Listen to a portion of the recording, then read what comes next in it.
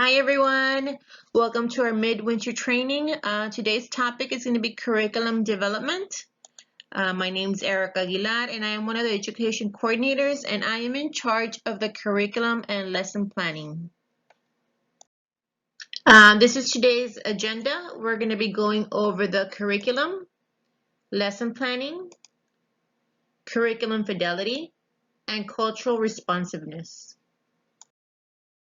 The objectives for our training is for participants to gain knowledge and understanding of the Frog Street curriculum from infant to pre-K, lesson planning in early Head Start and Head Start, Frog Street curriculum fidelity tool, and meeting the needs in diverse classrooms in order to implement it into your everyday instruction.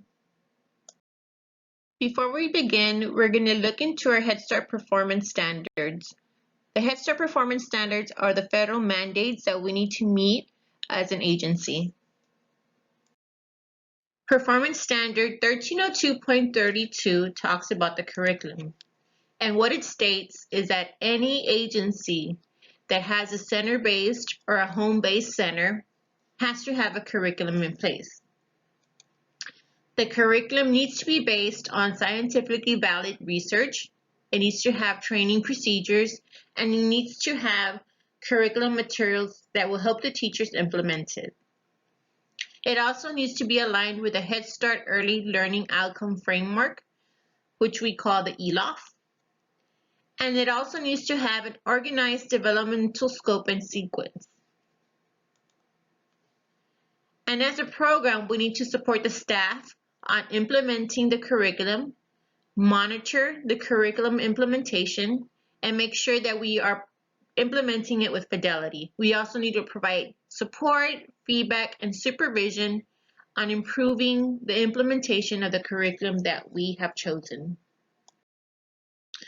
The curriculum that we have chosen to implement throughout our program is Frog Street. This is the first year that we implement Frog Street throughout our program. In Early Head Start, we have Frog Street Infant, and they have Lily as their mascot. Frog Street Toddlers, and we have Max. Frog Street Threes, they have Fernando. And in Head Start, we have Frog Street Pre-K and their new program, Frog Street Pre-K 2020, and they both have Fanny as their mascot. We're now going to look into the curriculum and lesson planning for the infant classrooms, which are 0 to 18 months. Frog Street Infant is broken into 4 different age groups: 0 to 3 months, 3 to 6 months, 6 to 12, and 12 to 18. And it covers 5 of the developmental domains: language development, cognitive development, social emotional development, physical development, and approaches to learning. The curriculum consists of activity cards. Each age group has a set of activity cards that pertain to each of the developmental domains.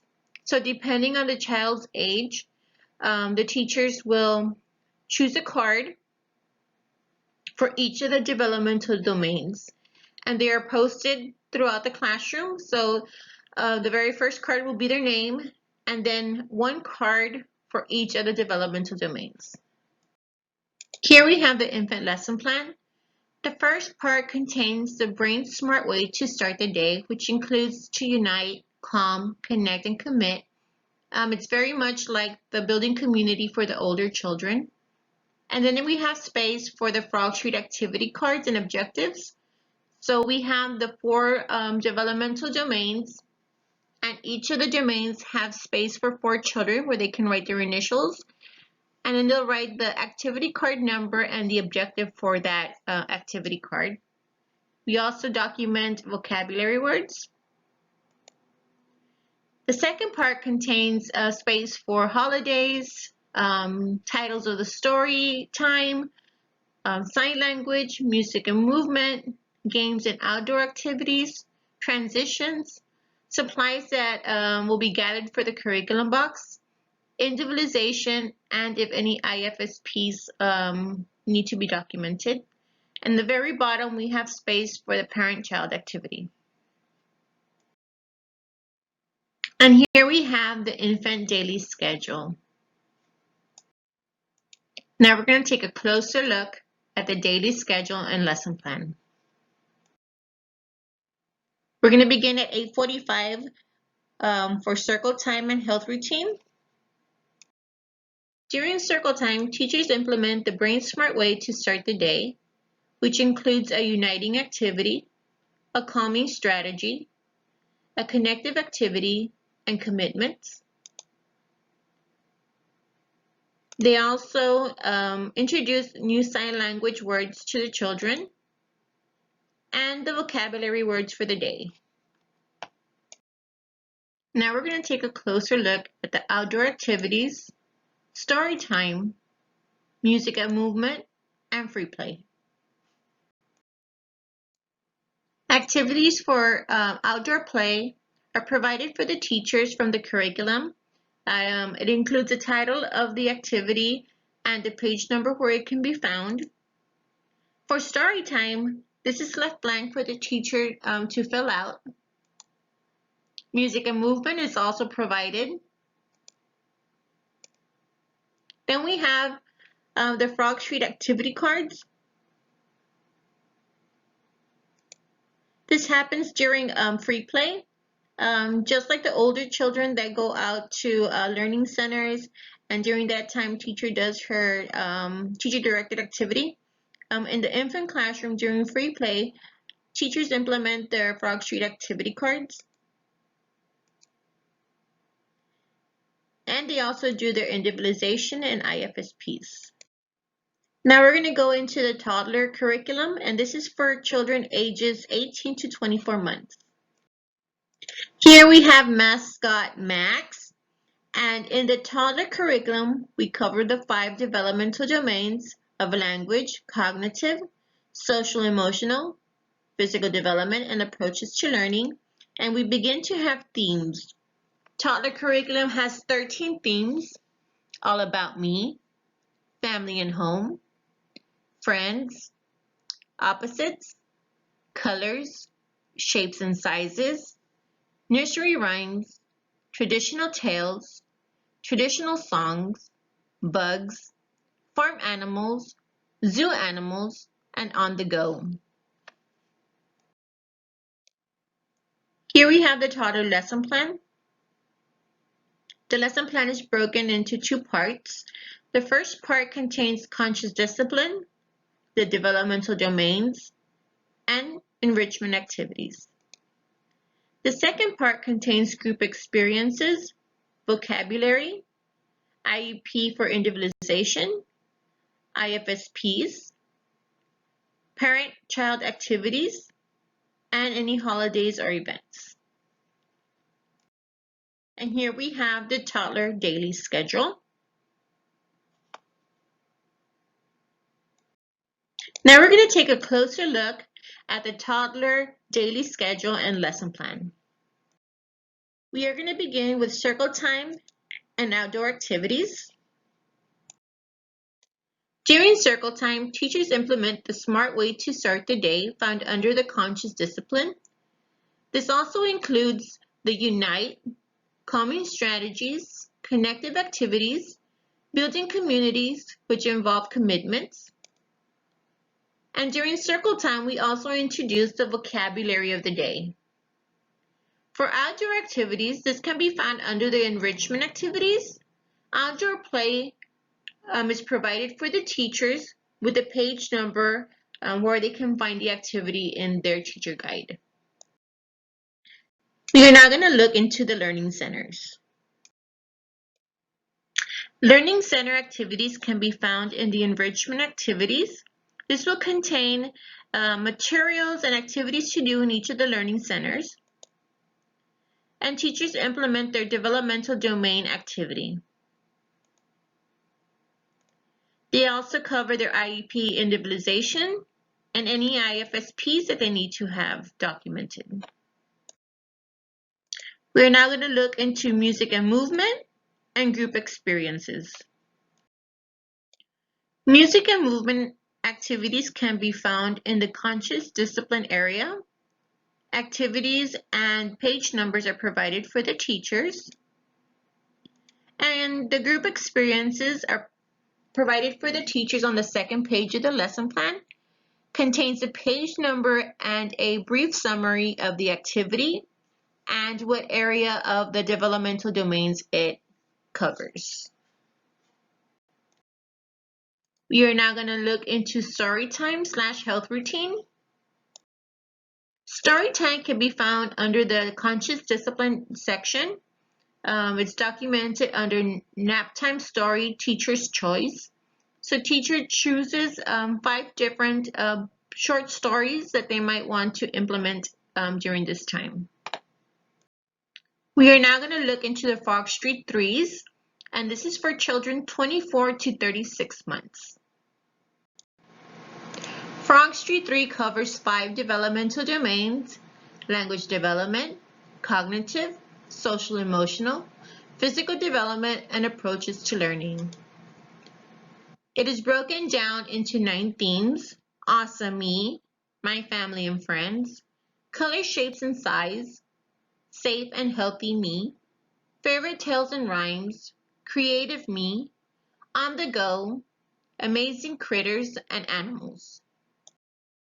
Here we have the lesson plan for age group 24 to 36 months. The lesson plan is broken into 2 pages. The first part contains information on the greeting circle, morning message, literacy, practice centers, which are learning centers, math, practice centers, STEAM, moving and learning, closing circle, and outdoor play. The second part of the lesson plan includes information for group experiences, vocabulary, any IEP or IFSBs, parent and child activities, and holidays and events. And here we have the daily schedule for age group 24 to 36 months. And now we're going to take a closer look at the age group 24 to 36 months daily schedule and lesson plan. We're going to begin with circle time and the brain smart way to start the day, which includes a building community and vocabulary. During circle time, teachers implement greeting circle, which includes unite, calming strategies, connective activities, and commitments. They also implement the morning message and vocabulary for the day. We are now going to look into small groups, which includes read alouds, math lesson, and practice centers. During small groups, teachers implement a math lesson. Activities and page numbers are provided for the teachers. We also go into practice centers or learning centers. Materials and activities are provided for teachers. And we also do our literacy read aloud activity. We are now going to look at outdoor activities and practice centers, which include individualization, which are any IEPs or IFSPs. For outdoor play, teachers document gross motor activities they would like to implement while outside. For learning centers, materials and activities are provided from the curriculum. This is the second time the children will be going to learning centers. While they're in learning centers this time, teachers implement any IEPs or IFSPs that they might have. We are now going to look into music and movement and group experiences with transitions and health routines. Moving and learning activities are provided to teachers from the curriculum, and group experiences are also documented for teachers from the curriculum. A short summary of what the activity is and the developmental domain that it covers. We are now skipping to the afternoon where teachers implement the STEM activity and closing circle. For the STEM activity, teachers are provided a short summary of the activity that comes from the curriculum. And for closing circle, it consists of review and reflect, where teachers and children talk about the theme and what they learned that day. We are now going to look into the 3 and 4-year-olds curriculum, which is Frog Street Pre-K.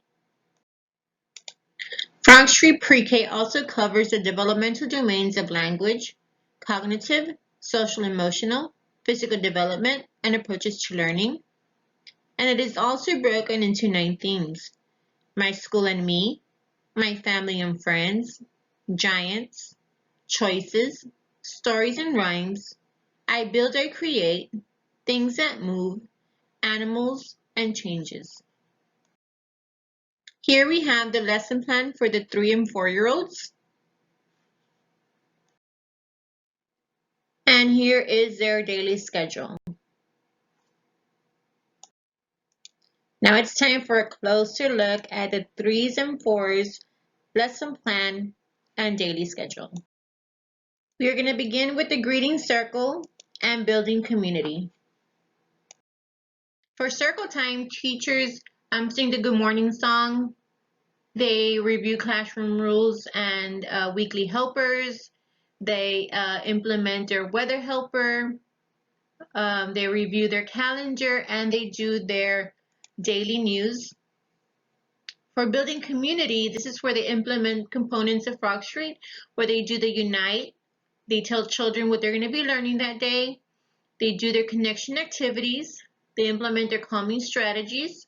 They make their commitments. They introduce new vocabulary, and they do their morning message. Building community is wrapped up with the moving and learning activity that comes from the curriculum. We are now going to look into workshops, which is the same as a small group. This is where teacher implements her shared reading and the teacher aide does her math and science lesson. The read aloud and math and science activities can be found under workshop group experiences. The shared reading read aloud section, teachers document the book title of the book that they will be using, vocabulary words that will pertain to the story, and on Friday they document any props that they will be using while children act out the story. The math and science activities come from the curriculum. We provide a short summary of the activity and the page number where the activity can be found on their teacher's guide. We are now going to look into mini workshops, which includes learning centers, the teacher-directed activity, and individualization. Under mini workshops, you will find the content connection. This is the teacher-directed activity. We provide a short summary of the lesson and the page number of where the activity is located in their teacher's guide. Teachers also implement their individualized instruction during this time and implement the surprise box. The surprise box is new materials that are theme related that will be added to the learning centers or mini workshops. Here we have the individualization log. This is where teachers document any emerging skills that the children may have. Once the emerging skill has been mastered, teachers change the minus into a plus and date it. The date just verifies that on that day, the teacher observed a child mastering that skill. Once the teachers have completed their individualization log, they document the emerging skills in the individualized instruction section of the lesson plan. We are now going to look into the outdoor play. For outdoor play, we provide games and activities from the curriculum. We include a page number of where the game or activity can be found on the teacher's guide. There are some days that don't have one, so this is where it will be teacher's choice, and they document what gross motor activity they would like to do during outdoor play. We are now going to look into literacy and lunch prep. For the literacy lesson, we provide a short summary from the curriculum. And we also provide a page number of where the activity can be found on the teacher guide. We will now be looking into the group story. The group story is documented under the Bear Time. Teachers choose a different type of book every day. So we have a numeracy book, an alphabet book, a fiction, a nonfiction, and a nursery rhyme. We're now going to skip to the afternoon. This is where we have group music, Bear Time, and Circle Time review. Again, under Bear Time, this is where we have the books for the week. We have 5 different styles of books: numeracy, alphabet, fiction, nonfiction, and rhyming or nursery rhyme. This is where we also document any music that we'll be implementing throughout the week. And then we have circle time. This is where teachers and children reflect the day. They talk about what they did, what they learned. They check to see if they followed their commitment. They review the kindness tree and they make family connections. Again, this is the individualization log for the 3s and 4-year-olds, but we're going to be taking a closer look at the bottom section of the individualization log. This is the bottom section of the individualization log. We first find the field trips, holidays, and events. So this is where we document any special event that might be happening in the center, whether it be a field trip, a parents meeting, or maybe a visitor coming to read to the children. A lot of teachers document their fire drill times in this area as well. We also have our parent-child activities. So these are the activities that are going to get sent home throughout the week for the parents to do with their children. The theme-related vocabulary, so this will be vocabulary for the week. And the Head Start Early Learning Outcome Framework. So every week, one skill from the ELOP is selected, and this is where we document it. Any resources that we have within the program. Then we have teacher's notes, just any notes that the teacher might want to write down. We often encourage teachers to write down any questions that they might have for their coaches. And then any additional resources. So anytime you add an activity that you found, maybe like on Pinterest, you want to document it in this area to give yourself credit that you did research that activity.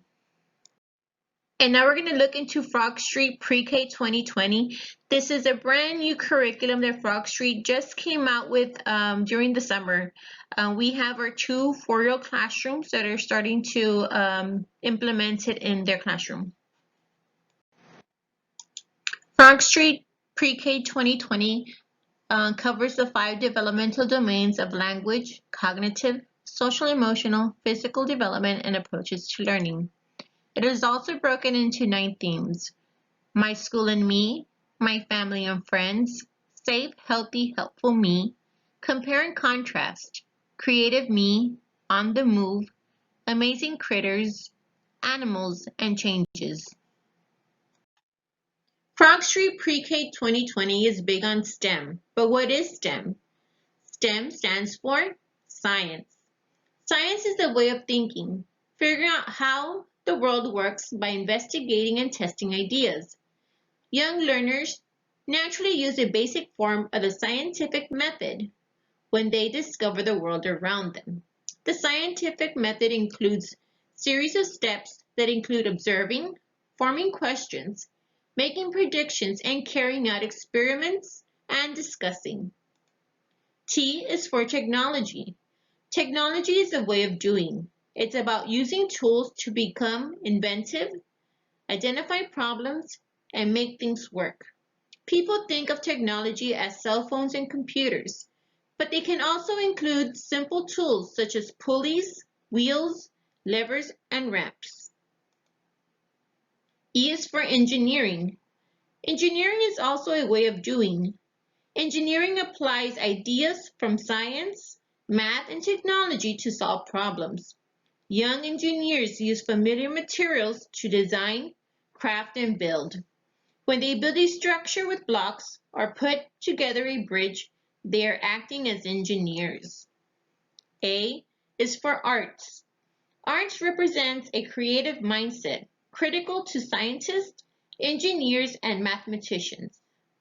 It is imperative that they think creatively in order to innovate and solve problems. Young learners engage in sensory exploration as they paint, pretend play, produce music, and draw. M is for math. Math is a way of measuring. It is number and operations, measurement, patterns, geometry, and spatial sense. Young learners think about more and less, shape, size, sequencing, volume, and distance as they do math. And here we have Froggy. Froggy is a programmable floor robot. And this gives children the opportunity to learn about coding. He's introduced to children during theme 2. This is where children get to know Froggy as Fanny Frog's robotic cousin, and they learn the forward and backward commands. During theme 3, they explore the left and right commands, and they add that to the forward and backwards commands. During theme 4, children will learn all the commands and use 2-step and 3-step command sequences. During theme 5, children choreograph a dance for Froggy using what they have learned about Froggy's language. During theme 6, children create an adventure map for Froggy on his grid mat and program him to travel to various locations. During theme 7, children program Froggy to find a tasty meal by maneuvering him on his grid mat. During theme 8, children create a coral reef on Froggy's grid mat and program him to visit all the fish. And on theme 9, children will create a simple obstacle course and program Froggy to maneuver through it. The Frog Street curriculum also includes a teacher portal that is available online for all teachers and teacher aides. You would Google or write the link portal.frogstreet.com/login, and you'll get a little message that says need to register, sign up here. You will click on the pink sign up. You will then be taken to a page where you create an account. You will create your username, document your first and last name, your email, create your password, and confirm it. Under Organization and District, you will look for Niños Inc. Head Start. Under Curriculum, you would click the curriculum that you're currently using. And once you have access to the portal, you can request access to the other curriculums.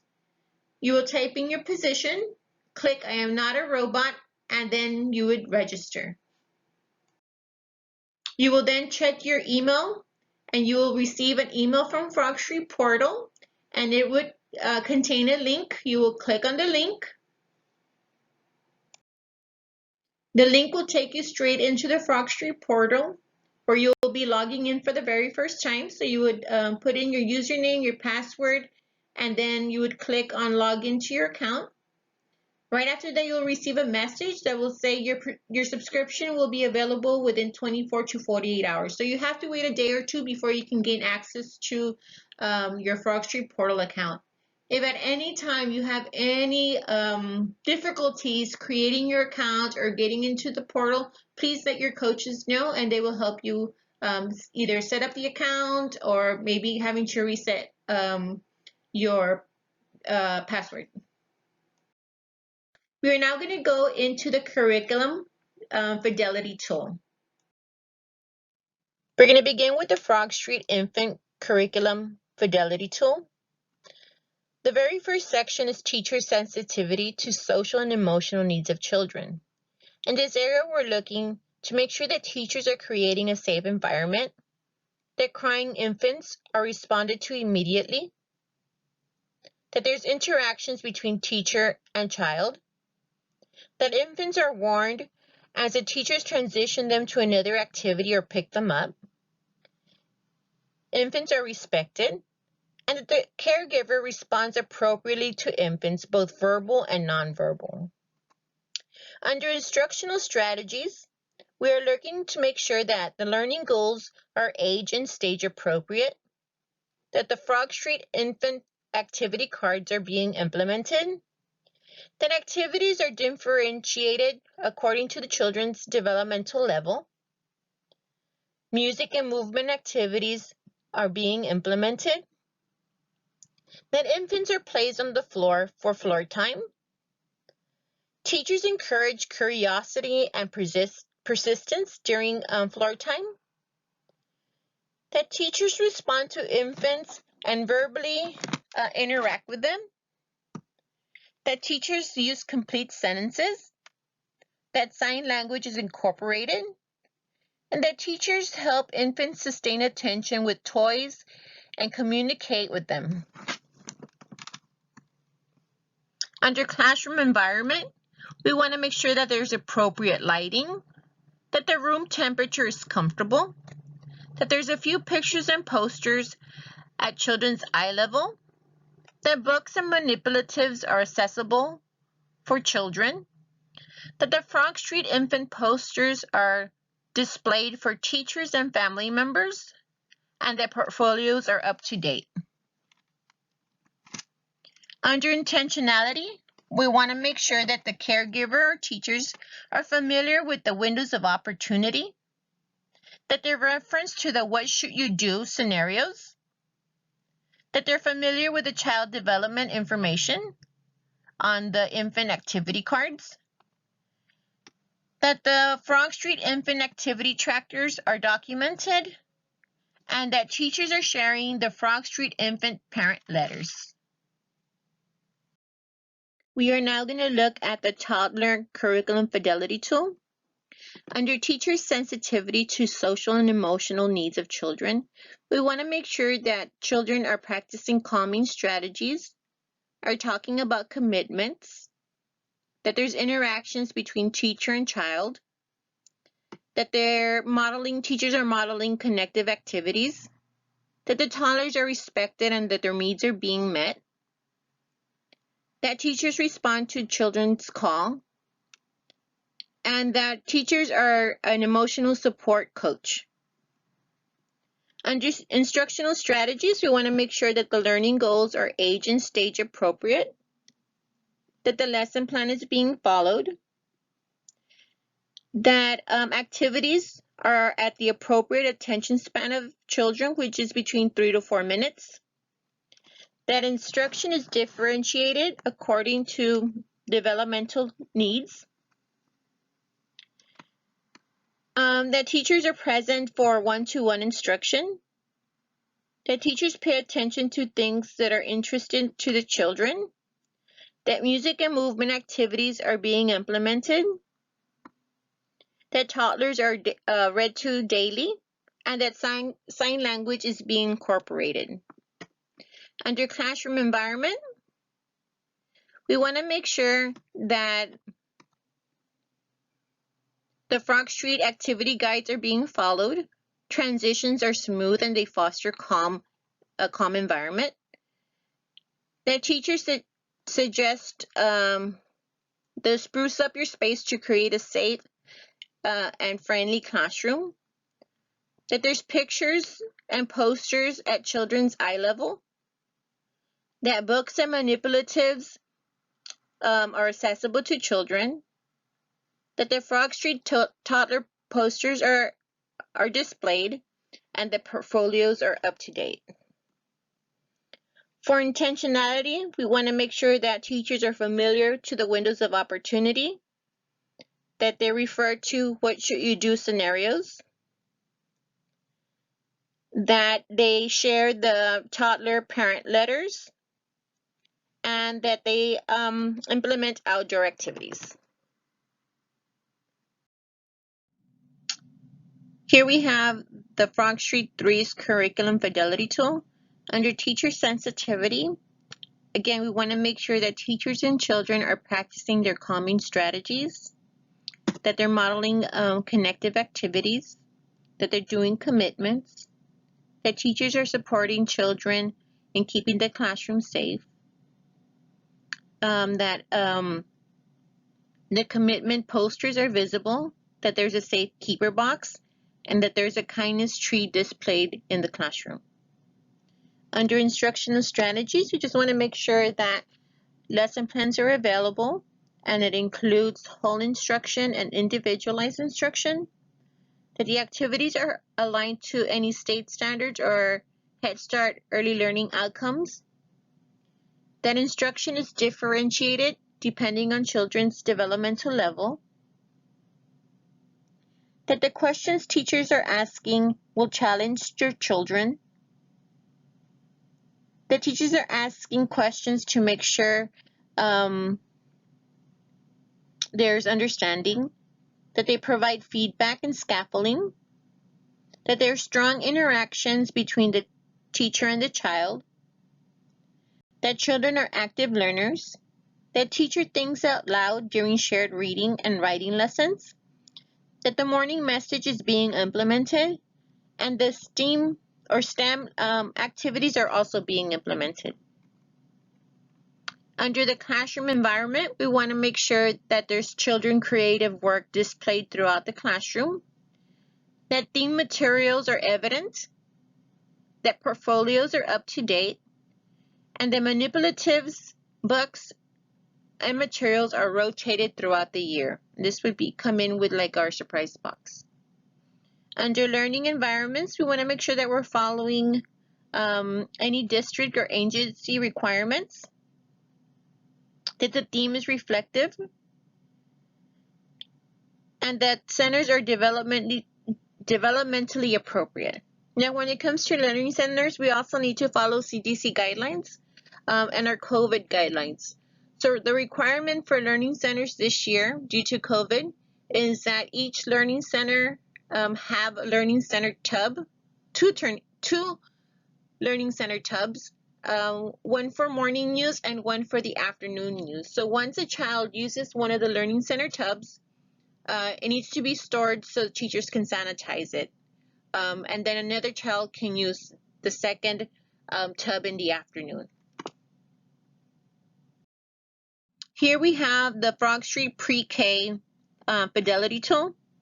Under teacher sensitivity, again, we want to make sure that teacher and children are practicing their calming strategies, their connective activities, their daily commitments, that there's a safe keeper box, that the kindness tree is displayed, and that there's a safe place in the classroom.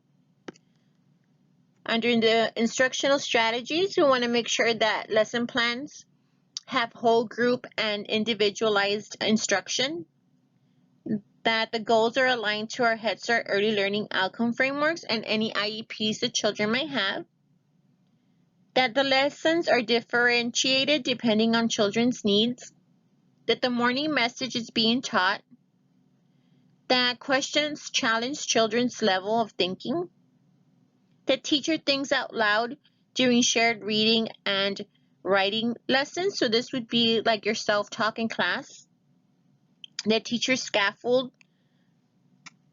that there's strong interactions between the teacher and the child, that there's small group instruction for literacy and math, that teachers ask, reflect questions, that children are active learners, and that there's closing circle being implemented.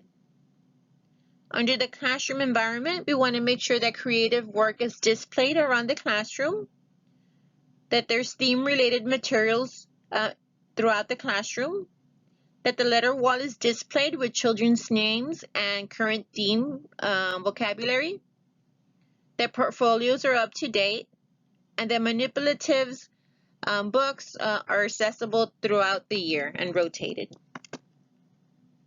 Under learning centers, that learning centers occur daily and meet agency requirements. Again, we talked about learning centers during the threes Fidelity tool.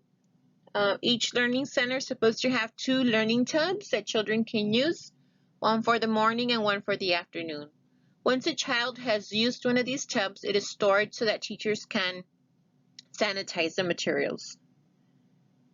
We want to make sure that there is a management system in place, that teachers ask reflective questions.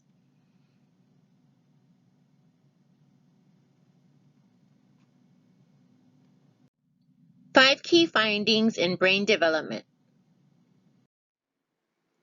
Did you know that children's brains are 2.5 times more active than an adult brain? Babies are born with only a minimal amount of neurological wiring. They have a little wiring for hearing, some primitive wiring for vision, and some wiring in the low functioning part of the brain called the cerebellum. The higher regions of the brain, those that are used for language, social interactions, self-control, motor control, and critical thinking, are not yet wired. The neurons are there and ready to be connected, but those connections are dependent on the child's senses to bring information to the child's experiences into the brain. During the first 3 years of life, a child builds an estimated 1,000 trillion synapses through the experiences they encounter. Brain development is contingent on a complex interplay between genes and the environment. One of the most dramatic findings from medical research is the significant role the environment plays in the structure and capacity of the brain. Scientists agree that human development is shaped by both nature, biology, and nurture, experience. Many researchers believe that the environment plays the more substantial role in development. For example, a child may be born with musical talent, but if the talent is not nurtured, the talent will never fully develop. The richer the environment, the more intentional and purposeful the interactions and experiences, the greater the number of neurological connections children are able to forge. Experiences wire the brain. Repetition strengthens the wiring. The primary task of the brain during early childhood is to connect brain cells, which are neurons.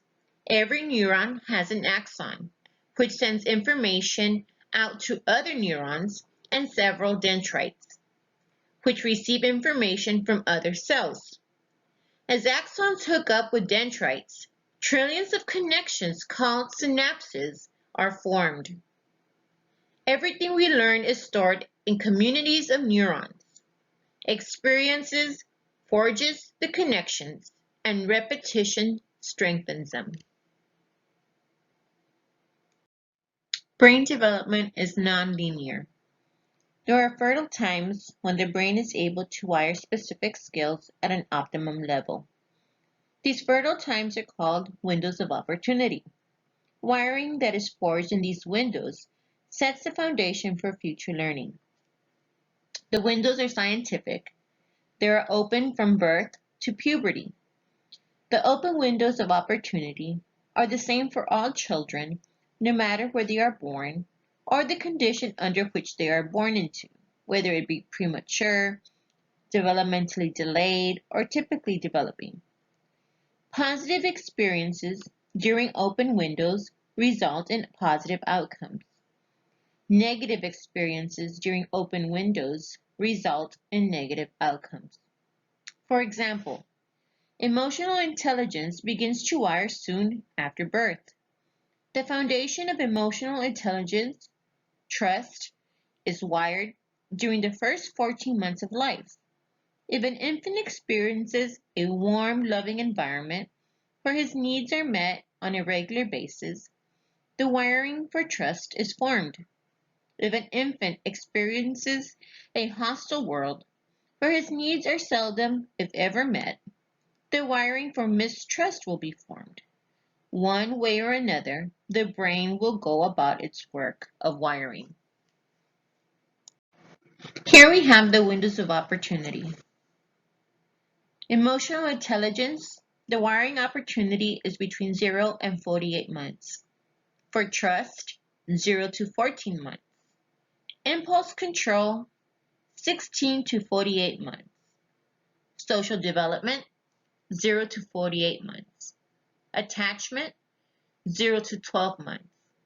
Independence, 18 to 36 months. Cooperation, 36 to 40 months. Thinking skills, 0 to 48 months. Cause and effect, 0 to 16 months. Problem solving, 16 to 48 months. Motor development, 0 to 24 months. Language, 0 to 24 months. Early sounds, 4 to 8 months. Vocabulary, 0 to 24 months.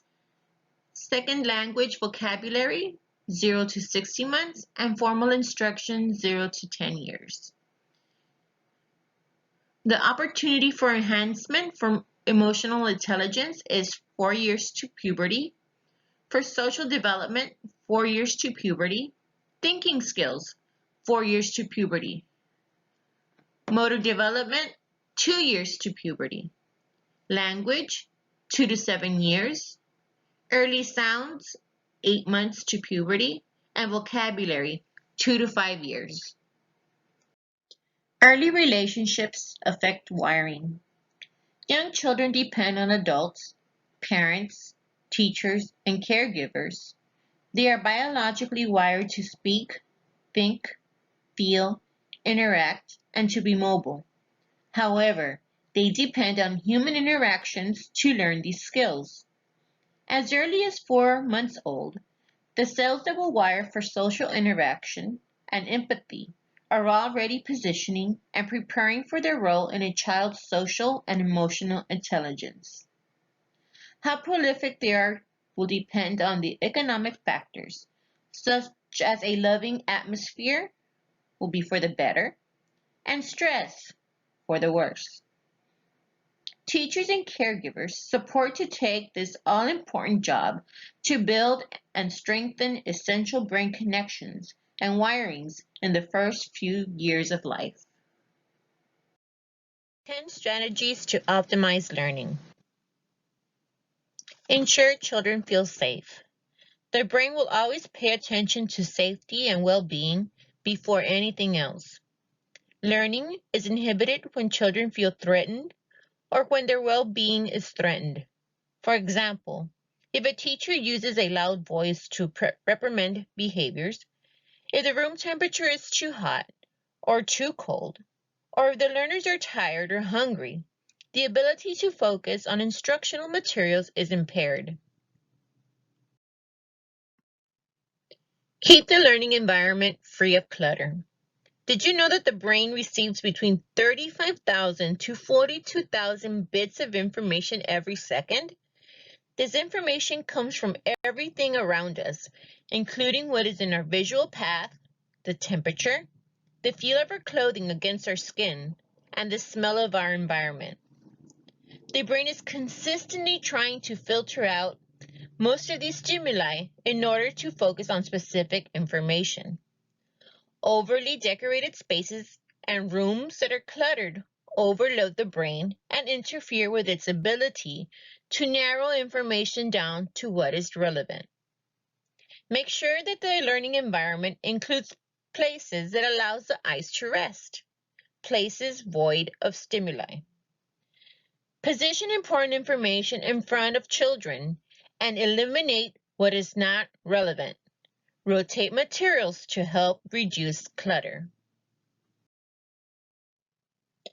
Present lessons and activities in ways where children use all their senses. The more senses that deliver information to the brain, the more likely the brain will attend to that specific information. Teach children using visual models, music, manipulatives, and concrete examples. For example, when discussing oranges, invite children to touch them, taste them, feel them, and smell them. Keep lessons short.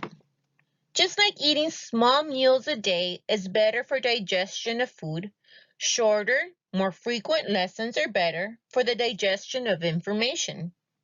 The brain can only hold on to a few pieces of data at a time. If children don't have the opportunity to process information before additional information is introduced, it is likely that information will be lost. Quick learners have no trouble separating the important part of a lesson from the less important part of the lesson, and then quickly move on forward to process it. Slower learners, however, can get easily bogged down. When they are overloaded with too many details, they get stuck.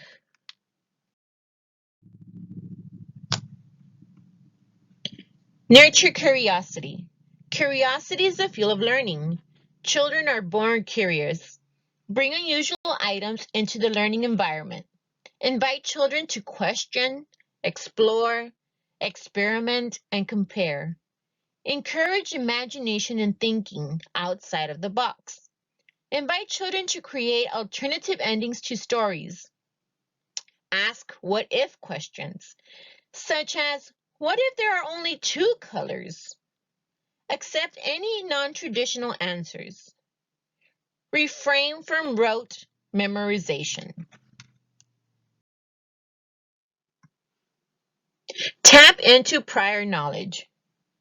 When past learning is used as a springboard or a bridge to new information, learners have a head start on processing the new information.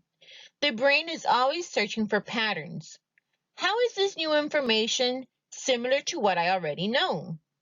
Learning is the accommodation of new information that occurs when students are able to make sense of and establish meaning of that information. Provide time for practice.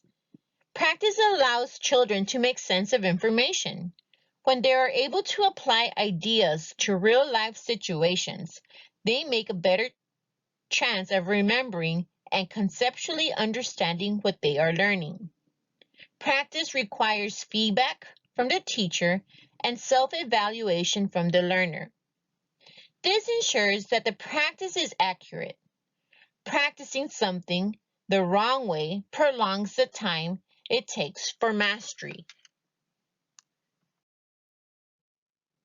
Encourage children to think in complex ways.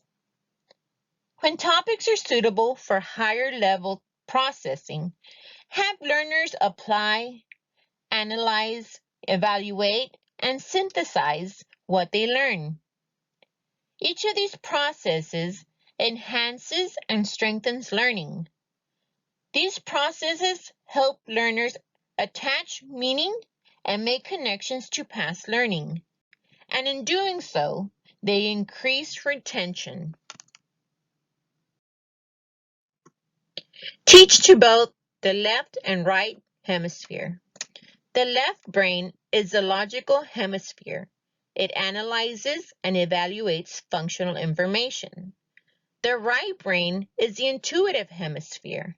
It looks for patterns and gathers information from images rather than words. Comprehension is increased when the two hemispheres work together by exchanging and coordinating information through the nerve fibers that join the two hemispheres. Here are some guidelines for involving both hemispheres during instruction. Present information both visually, right hemisphere, and verbally, left hemisphere. Avoid conflicting messages. For example, if the information you are presenting is positive, but the look in your face is grave, the learner will be confused. In this case, the learner may be more likely to remember your facial expression instead of the intent of your words. Use activities and assessments to appeal to both hemispheres.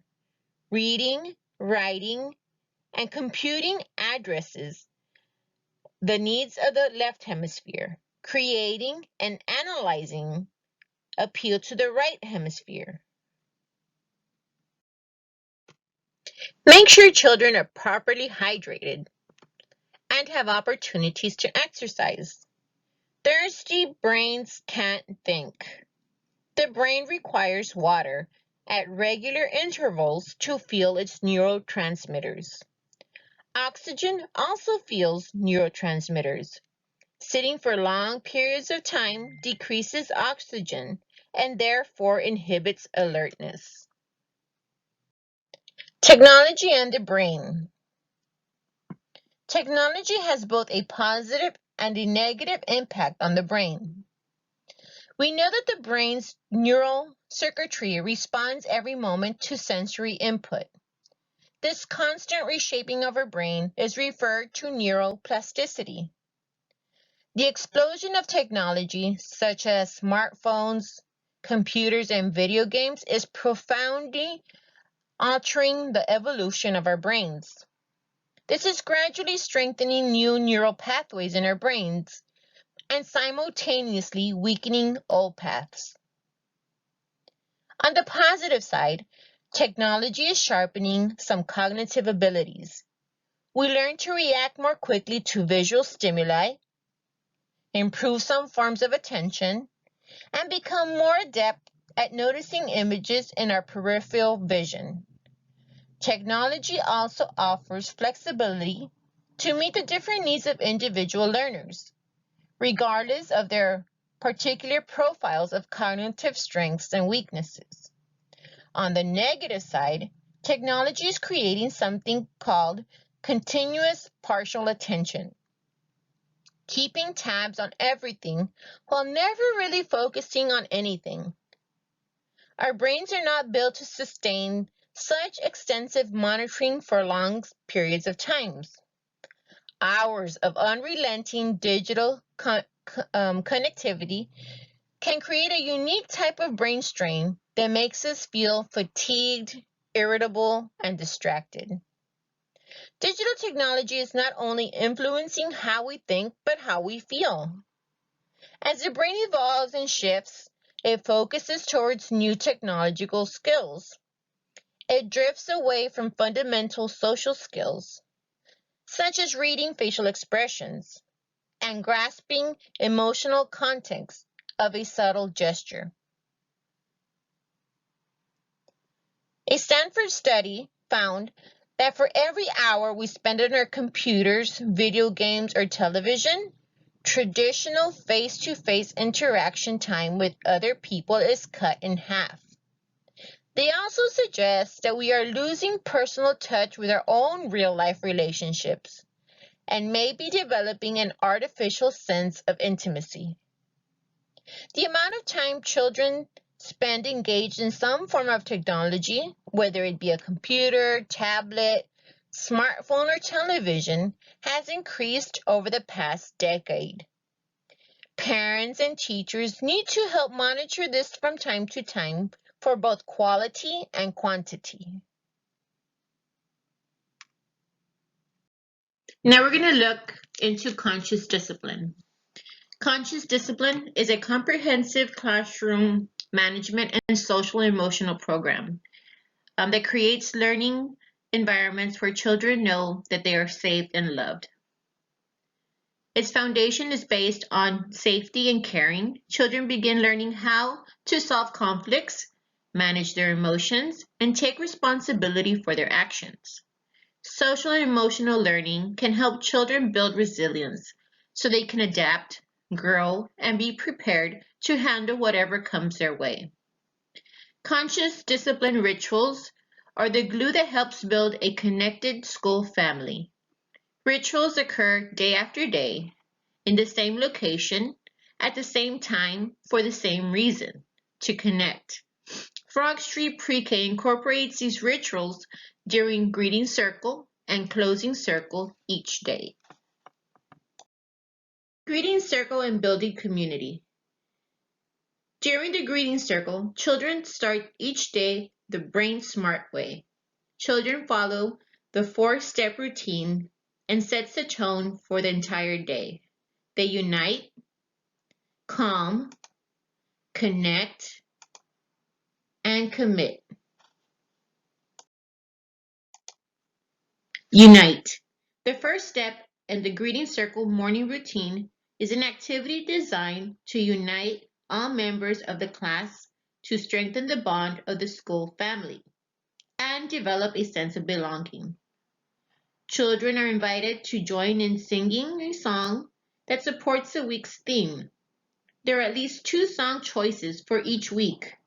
You may choose to repeat the same song each morning or add variety by introducing a different song throughout the week. In addition, this is the perfect time to review what was learned yesterday or last week and introduce the topic or theme for the day. Calm. The second step in the greeting circle morning routine is an activity to disengage stress. It offers adults and children an opportunity to actively calm themselves in order to have access to their prefrontal lobes and higher order thinking. Stress leads to inappropriate behavior and it interferes with the ability to learn. Children learn strategies that will help them manage their stress as they perform a calming strategy at the start of each day. To help shut off fight or flight response in the body, it is vital that we take deep, calming breaths. These deep breaths are important for teachers and children to learn. Once you're able to use these strategies to reduce your own stress and control the intensity of your emotions, teach them to children. Calming strategies. STAR. STAR is the first stress reduction activity introduced. Encourage children to gently smile, take a deep belly breath as the tummy goes out, and relax as the air goes out while their tummy goes in. The exhale should be twice as long as the inhale. Remind children to use this calming strategy whenever they're upset. Balloon. Have children place their hands on their head and lock their fingers together. Have them breathe in deeply as they raise their hand over their head as if the air they are breathing is filling up a balloon. Have children sniff in air, then more air, and more air. Invite them to let all the air out as they drop their hands down to their head. Have them make the sound as the air empties from the pretend balloon. Then repeat. Drain. Have children extend both arms in front of their body, parallel to the floor, while making a fist with both hands. Tell them to imagine their hands are faucets. Instruct them to tighten their muscles as tight as they can, their hands, arms, neck, shoulders, and face. Then encourage them to exhale slowly while releasing all of their muscles, making the shh sound as they pretend to release the water in the faucets. Children will end up with their hands open and their arms relaxed at their sides. After a few seconds, have them tighten up their muscles again and close their fists to stop the water from flowing, and then once more release the water and their tension. Explain that releasing the water by relaxing is a strategy that can be used to release stress or tension. Pretzel. Have children cross one ankle in front of the other. Extend arms out in front of them. Cross one wrist over the other wrist, face palms together, and clasp hands together. Bring clasped hands in towards the chest, twist them down and towards the body, and then up to the chest. Close your eyes and breathe. Pretzel requires more complex movements that might be complicated for young children. They may only cross their arms at their chest and take deep breaths. This adaptation will work just fine. The safe place. The safe place is your self-regulation learning center in the classroom. It provides children with the opportunity to remove themselves from a group, to practice composing themselves when they are angry, frustrated, sad, or scared, with adult support and coaching. Post a calming strategy choice board in the safe place for children to choose a calming strategy. Make it an inviting and comfortable area. You must teach children when to go, what to do when they are there, how long to stay, and who can help them. The safe place is not a timeout spot.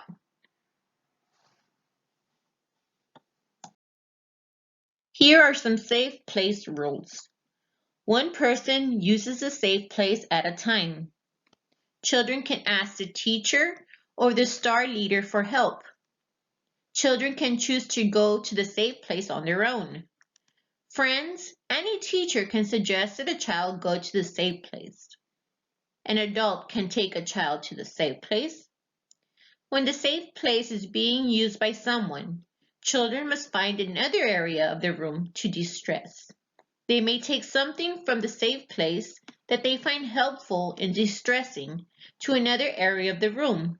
The teacher is always a safe place as well.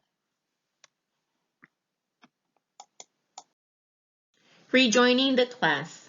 If a child uses a safe place or is taken to the safe place by a teacher and is able to regain composure, it is important that the teacher notices and at that time says, "You did it! You came to the safe place when you were upset and you chose to do a calming strategy. You made a helpful choice." Connect.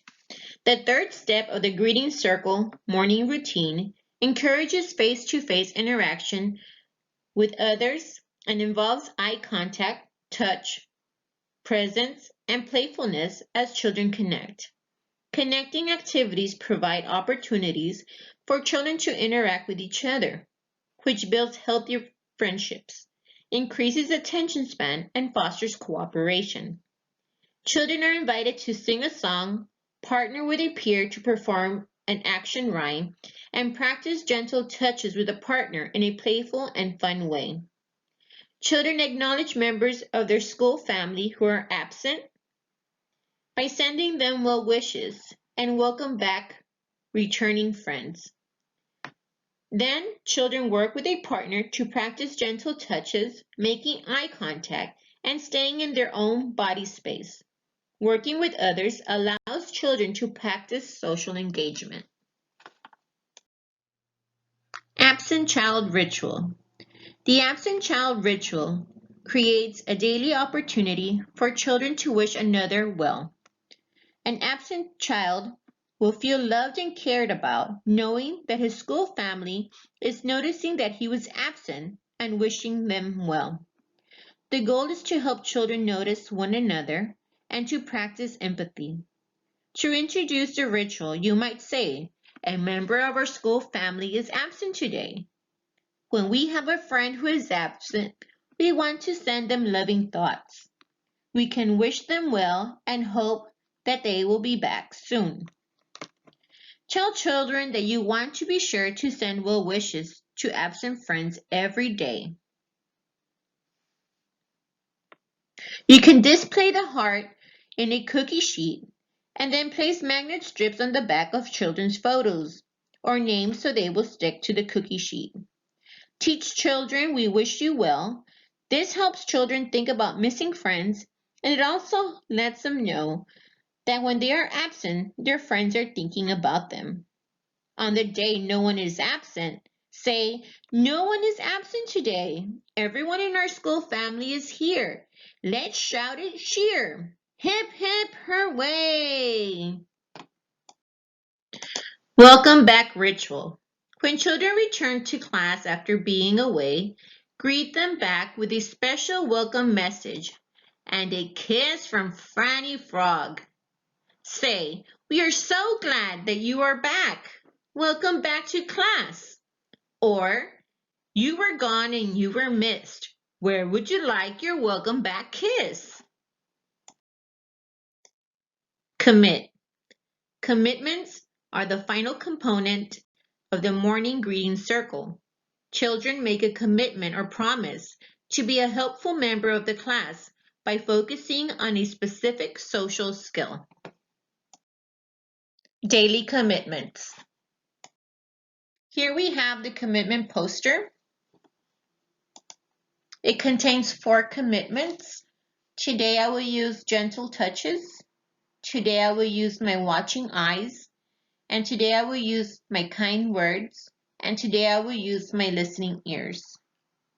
Children will choose one commitment to practice each day.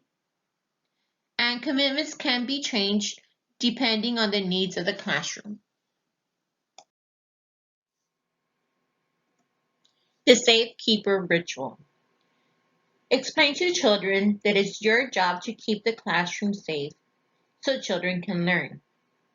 And it's their job to help keep the classroom safe. Tell children that they will help do this by being kind and helpful to each other. Each morning, we will remind ourselves of this very important job by doing our Safekeeper Ritual. Explain to children that you have prepared a craft stick for each child with their picture and name on it.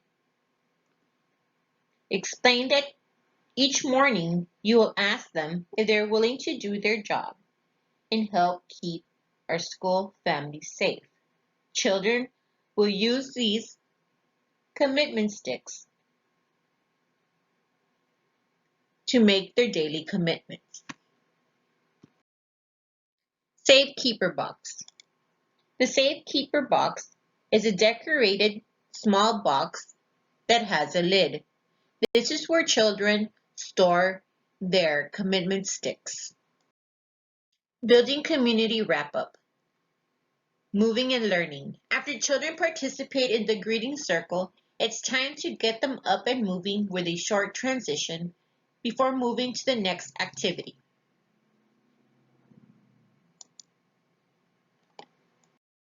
Closing Circle. The closing circle is a time for you and children to embrace the joy of learning as you reflect on all that was accomplished during the day. Establish a loving, caring relationship as you close the day and build anticipation for the next school day together. The closing circle includes the following. Check on daily commitments. Notice kind acts. Reflect on learning. And develop family connections. Daily commitments. At the end of the day, always ask children to reflect on the commitment they made that day.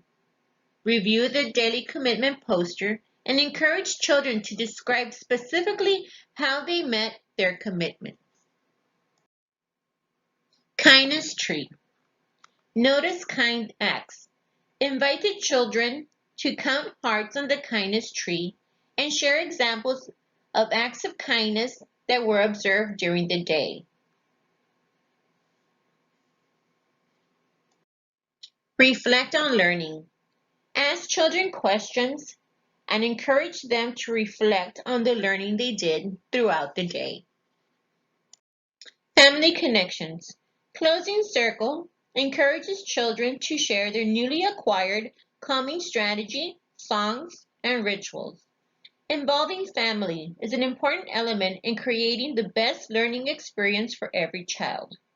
The Frog Street Portal contains family letters that help foster the calming strategies and conscious discipline program at home.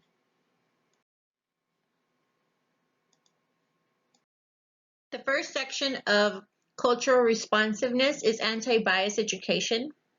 In early childhood, it's a critical time when children are developing their self-concept about who they are as an individual and who they are as a member of their family and community.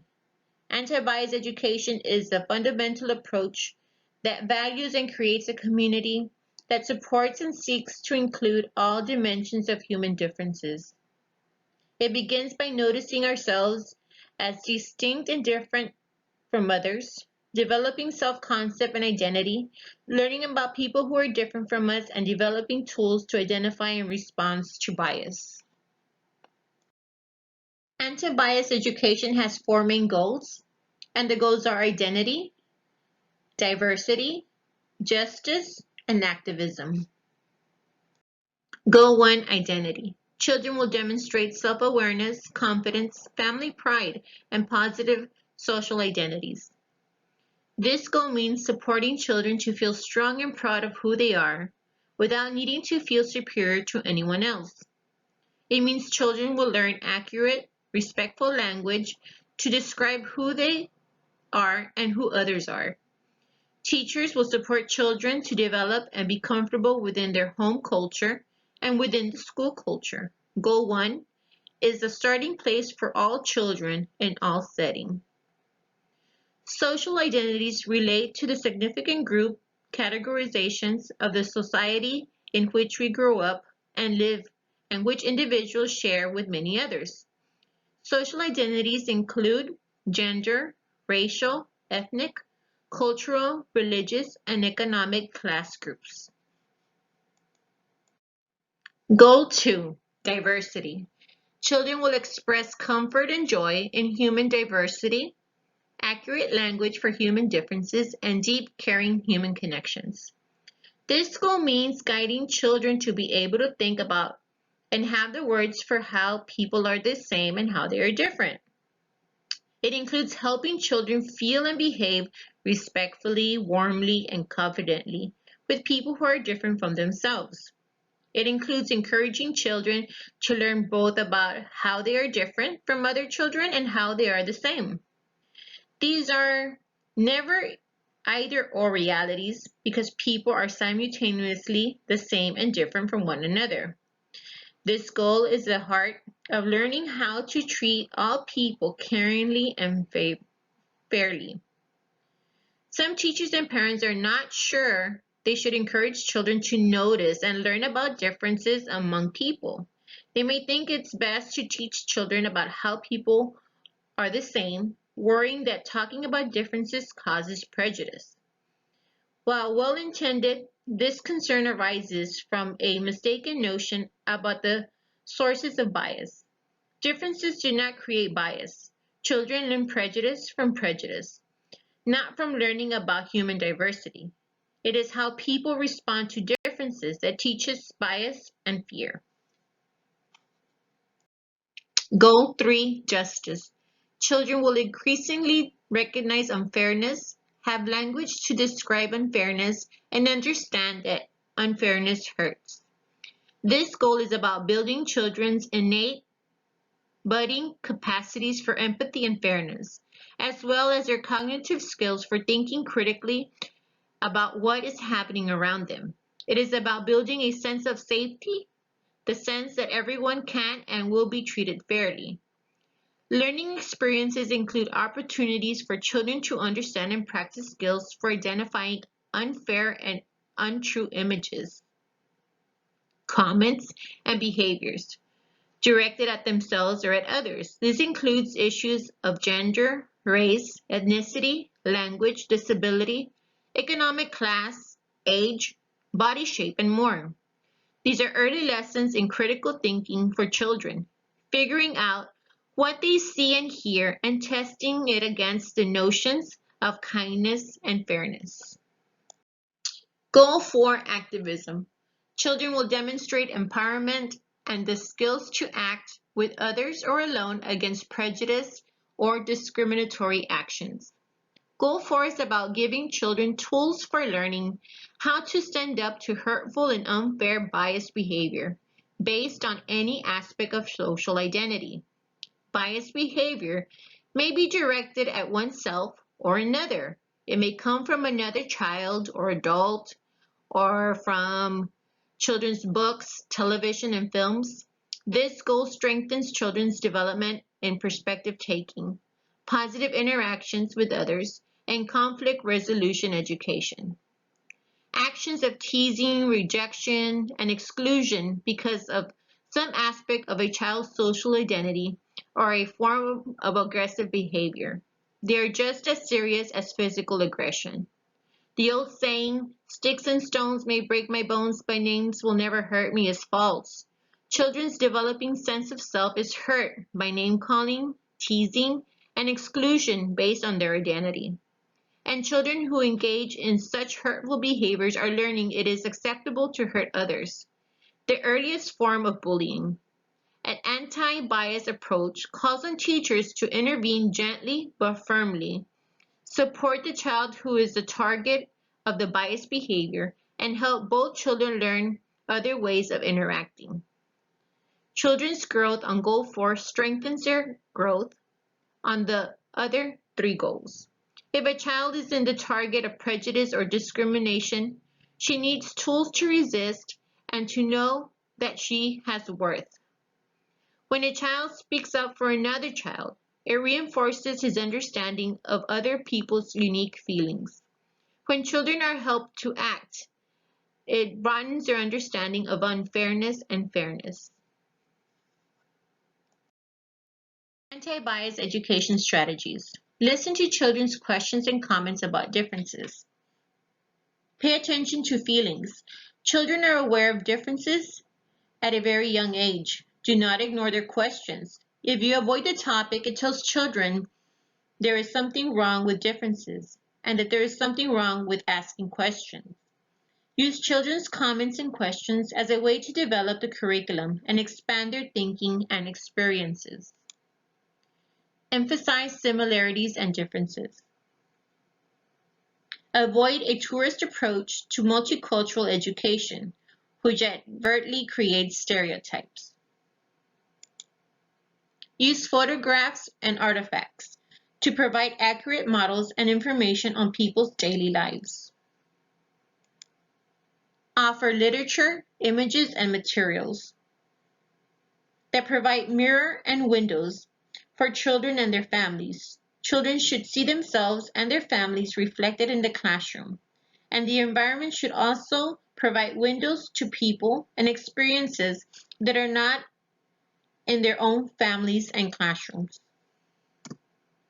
Use families as resources. Partner with families to share their culture, heritage, and language with the classroom. Children come to school with the strength of their family culture. Challenge children's thinking to be more inclusive by representing them with problems and questions to take on other perspectives. Encourage children's social relationships, an openness and interest in others, and developing empathic relationships. Help children recognize what is fair and unfair in daily interactions and help them take a stand against what is unfair. Above all, we want teachers to show children respect, acknowledge and demonstrate absolute dignity of children, families, and of course, your team. Dual language learners are children under the age of 5 who have at least one parent or guardian who speaks a language other than English at home and are mastering their native heritage language proficiently while learning English simultaneously. Language support. The following are the 3 stages that dual language learners go through. The very first stage is a reproduction, and during this stage, children are developing their listening skills and are able to comprehend simple language but not yet produce it. Children are nonverbal and can respond by pointing, drawing, acting out, and other physical actions. Early production. During this stage, children have some language comprehension. They are able to communicate using 1 or 2 word responses and yes and no answers. And speech emergence. During this stage, children have increased comprehension of the target language and are able to speak in simple phrases and sentences. How can we provide language support to dual language learners? First, we have to expose. Expose children to comprehensible English by using content that is familiar to them. Use stories and books with plenty of pictures of topics that are reflective to children's experiences. When introducing new topics, support the learning with real objects, pictures, experiences, and physical movement. Total physical response is a great strategy to use. Use. Use children's home language to promote vocabulary development in English and in the child's home language. Introduce a new concept along with key vocabulary and phrases in the first language prior to introducing the language in English. This is called the preview review strategy. Then present the lesson in English without translations or explanations in the first language. Incorporate words from children's home language as you narrate children's behaviors and interactions throughout the day. Repeat keywords and phrases and pair them with pictures and visual aids. Build. Build children's oral language in English by offering rich explanations and teaching new vocabulary. Read several stories that relate to one thematic lesson. When reading a story, point to the illustrations, provide brief definitions, use simple synonyms, use gestures as appropriate, and use keywords in a sentence different from the story. When introducing a new topic, concept, or idea, use pictures, visual aids, and props. Finding concrete ways to communicate the meaning of an activity is critical for all children, especially dual language learners, who are learning new content and new language simultaneously.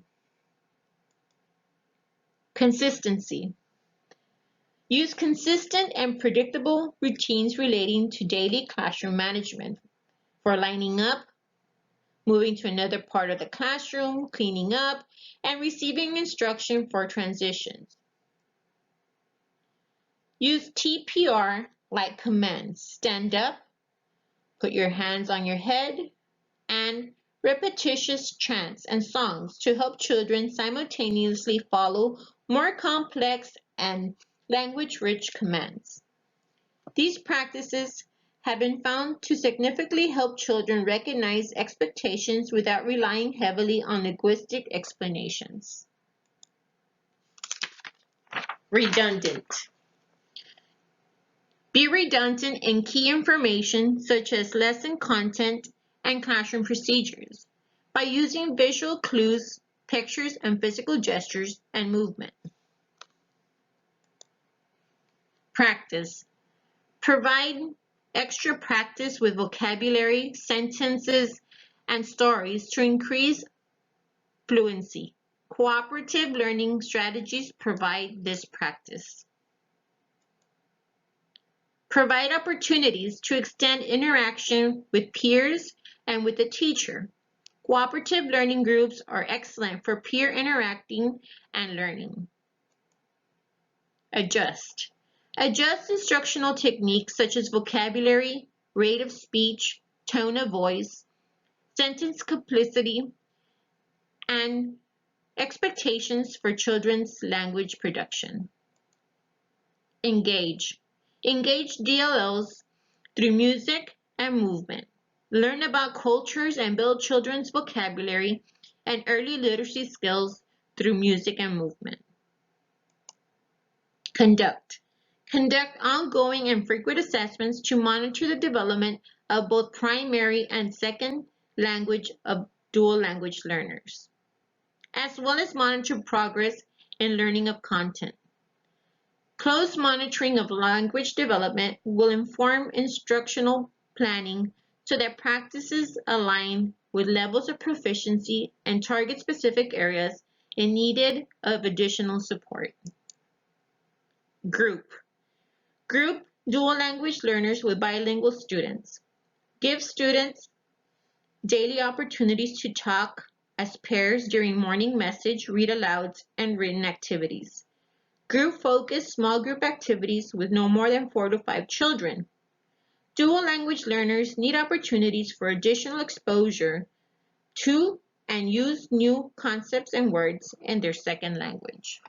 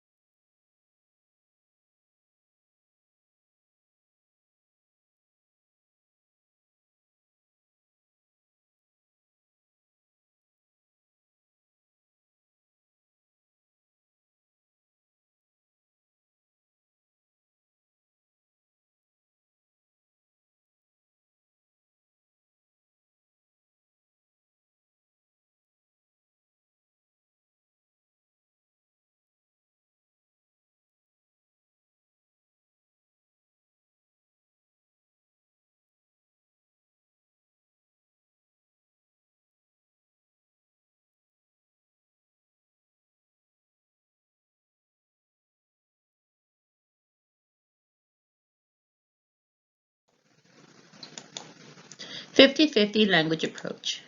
Niños Inc. Head Start Early Head Start program implements a 50-50 language approach to aid in the development of children's home language and the development of second language acquisition.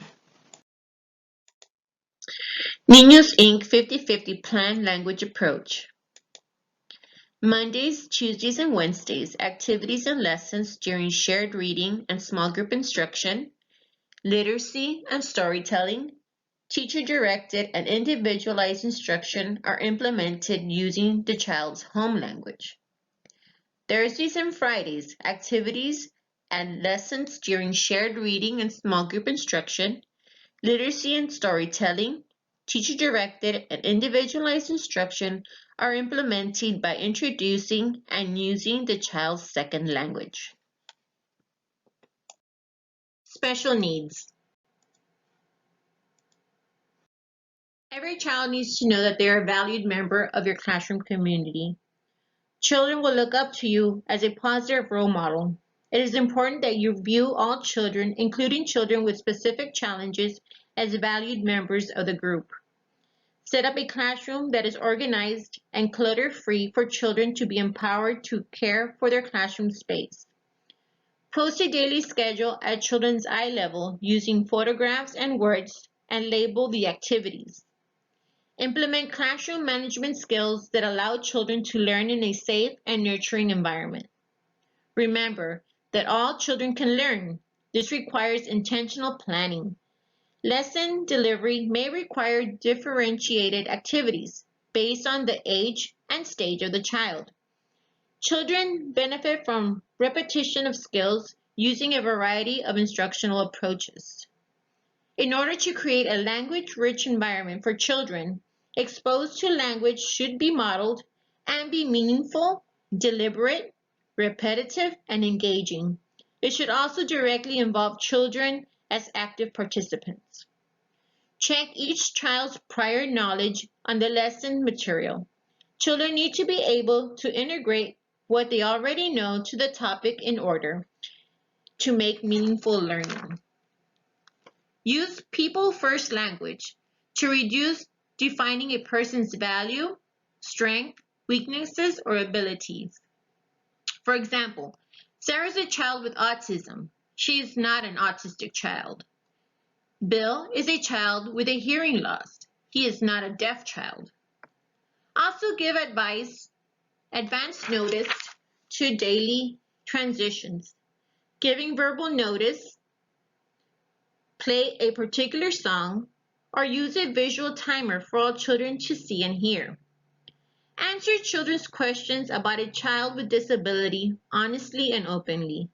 Provide enough information to help the typically developing child see that his classmate is not like him, but learns differently or needs help doing some things. Ask parents for input prior to sharing. Use I can statements for intentional target goals and accomplishment. I can write my name. Encourage children to say, "You did it," and have them respond, "I did it," to gain confidence. Place a child in proximity of an adult during whole group lessons. Plan activities that include all children. Look for ways to help children with special needs to participate in all activities and routines by adapting activities as guided in the child's IEP and recommended special need adaptations that accompany the lessons. Read stories that feature people with challenges as members of the community. Use photographs and hands-on materials such as vocabulary cards and photo cards to make learning more meaningful.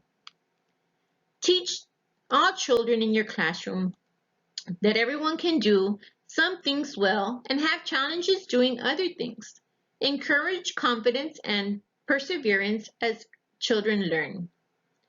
Practice is a virtue. Give children time to process what is happening.